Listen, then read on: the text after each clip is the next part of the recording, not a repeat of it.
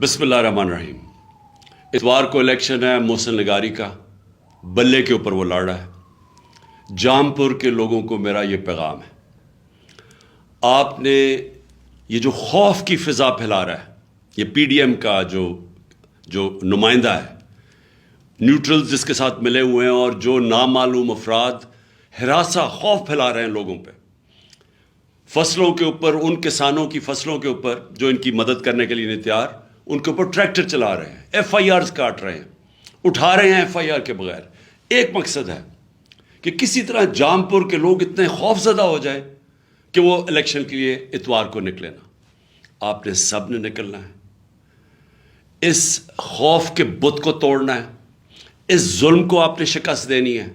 और जितनी तादाद में आप निकलेंगे इंशाअल्लाह इनके हर हरबे धांधली के भी बावजूद इंशाअल्लाह मोहसिन लगारी जीतेगा।